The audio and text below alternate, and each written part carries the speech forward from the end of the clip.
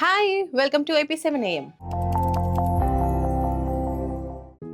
కొందరు తరచూ తలనొప్పితో బాధపడుతూ ఉంటారు. ఏ పని సరిగ్గా చేయలేకపోతూ ఉంటారు. మరి దీనికి కారణం హై బీపీ, స్ట్రెస్, రక్తంలో షుగర్ లెవెల్స్ పడిపోవటం, విటమిన్ల లోపం వంటి సమస్యలే. కొన్ని రకాల ఆహార పదార్థాలను తరచూ తీసుకుంటూ ఉంటే ఆ సమస్యలు తగ్గి తలనొప్పి దూరం అవుతుందట.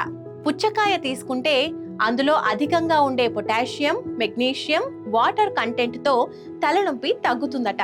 బాదాంలోనూ మెగ్నీషియం ఎక్కువ.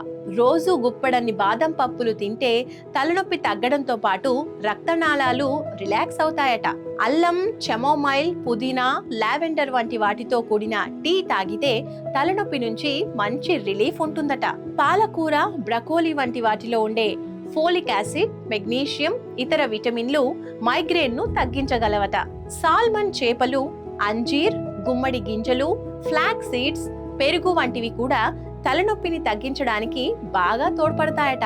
చక్కెర తక్కువగా ఉండే డార్క్ చాక్లెట్ లోని ట్రిప్టోఫాన్, సెరోటోనిన్ వంటి పదార్థాలు తలనొప్పికి మంచి ఉపశమనం ఇస్తాయట. తలనొప్పికి మందుల కంటే ఇలాంటి ఆహార పదార్థాలను తీసుకోవటం బెటరే కదా.